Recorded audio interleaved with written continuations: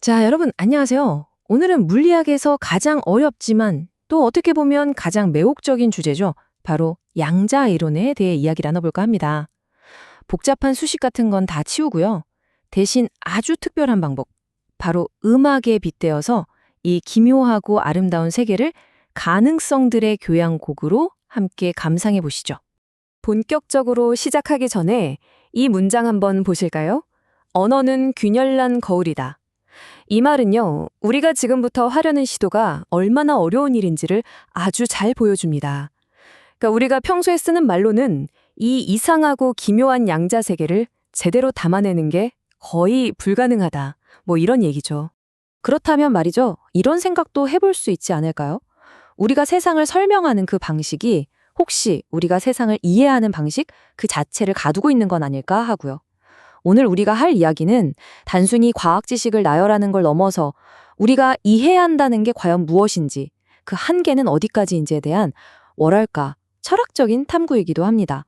자, 그럼 우리한테 가장 친숙한 세계부터 한번 시작해 보죠. 바로 고전 물리학의 세계입니다. 저는 이 세계를 딱 한마디로 단 하나의 음표라고 부르고 싶어요. 왜냐고요? 모든 게 아주 명확하고 확실하거든요.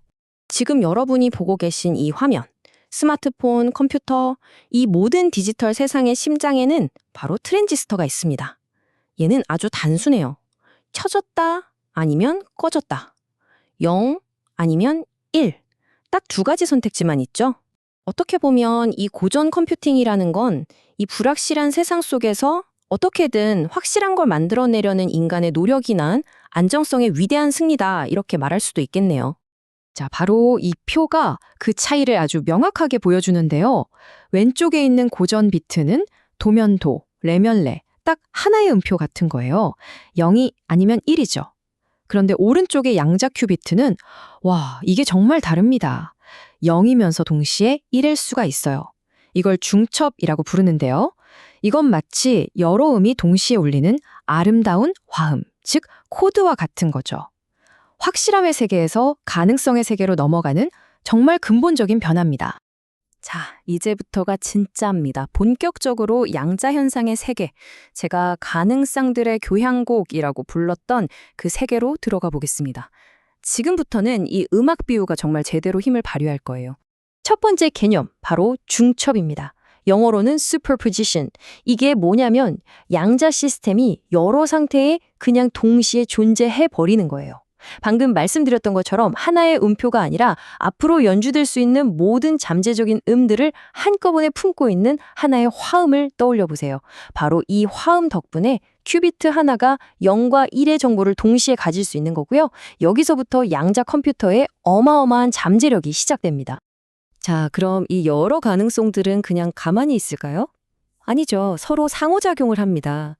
그게 바로 간섭 인터페어런스입니다. 이거는 마치 여러 개의 소리 파동이 만나서 어떤 소리는 확 커지고 어떤 소리는 스르륵 사라지는 현상하고 똑같아요.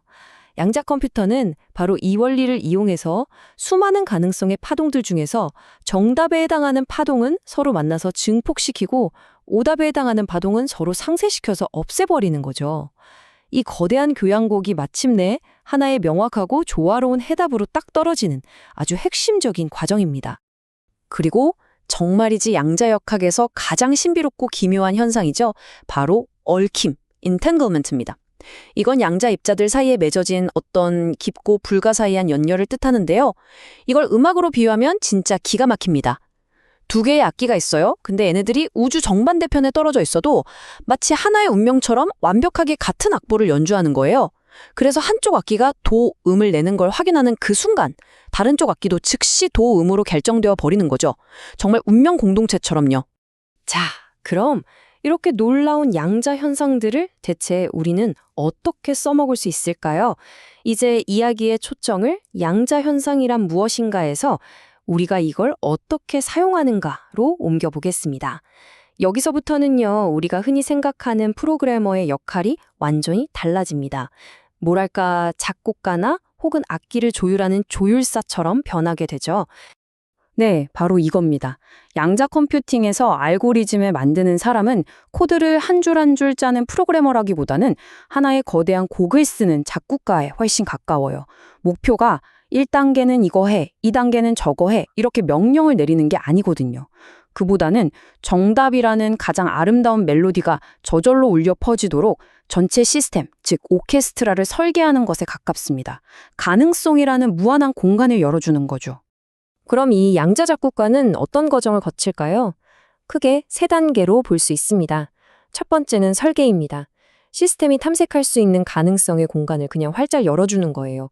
자, 마음껏 놀아봐 하고요. 두 번째는 조율입니다. 여기서 아주 섬세한 작업이 들어가죠. 수많은 가능성들 중에서 우리가 원하는 결과, 즉 정답이 가장 크게 공명하도록 간섭 패턴을 세심하게 조정하는 겁니다. 마지막은 연주 단계예요. 시스템이 스스로 진화하도록 그냥 내버려 두는 거죠. 그리고 우리는 그 끝에서 조화롭게 완성된 최종 결과, 그 아름다운 음악을 감상하기만 하면 됩니다. 원본 자료에 나오는 이 문장이 이 모든 걸 정말 완벽하게 요약해 줍니다. 계산은 가능성의 오케스트레이션이 된다. 회로는 결과를 조율하는 공명실이 된다. 정말 멋진 말 아닌가요? 계산이 더 이상 딱딱한 연산이 아니라 창조적이고 예술적인 공명 과정이 되는 겁니다. 자, 이제 슬슬 마무리할 시간인데요. 마지막으로 양자 컴퓨팅이 그려나갈 미래에 대해 이야기해 보겠습니다. 이건 단순히 더 빠르고 강력한 컴퓨터를 만드는 걸 넘어서는 이야기입니다. 정보와 우리가 관계를 맺는 방식 자체가 바뀌는 하드웨어에서 하모니로 나아가는 위대한 여정이죠. 양자 컴퓨팅이 가져올 패러다임의 변화는 이런 겁니다. 이전까지 우리가 비트를 제어하려고 했다면 이제는 양자 상태의 섬세한 조화, 이걸 전문 용어로 결맞음이라고 하는데 이 결맞음을 달성하는 것으로 목표가 바뀌고요. 데이터를 막 주무르고 조작하는 것에서 시스템의 일부가 되어 참여하는 것으로 바뀌죠. 더 빠른 하드웨어를 만드는 경쟁에서 더 깊은 조화를 만들어내는 것으로, 그리고 하나의 정답을 찾아 헤매는 것에서 문제와 하나가 되는 공명을 만들어내는 것으로 모든 관점이 바뀌는 겁니다. 지배하고 통제하려는 논리에서 함께 조율하고 공명하는 논리로의 대전환이라고 할 수 있겠죠. 결국 가장 강력한 계산이라는 건 문제를 힘으로 찍어 눌러서 정복하는 게 아니라 그 문제와 함께 울리는, 즉 공명하는 데서 나온다는 뜻입니다. 한번 상상해 보세요. 미래에는 예를 들어 신약 개발이라는 아주 복잡한 문제와 완벽하게 하모니를 이루도록 특별히 설계된 맞춤형 양자 시스템이 등장할 수도 있습니다. 마치 특정 곡을 연주하기 위해 특별히 제작된 악기처럼요. 이 모든 이야기를 듣고 나면 우리는 이런 질문에 다다르게 됩니다. 어쩌면 우리가 그토록 추구하는 이해라는 것이 하나의 고정된 정답이 아니라 수많은 가능성들과 함께 진동하는 그 상태, 그 진동 그 자체는 아닐까요? 정답을 소유하는 게 아니라 가능성과 아름다운 조화를 이루는 것. 오늘 이 이야기가 여러분에게 안다는 것, 이해한다는 것에 대해 새로운 관점을 선물했기를 바랍니다.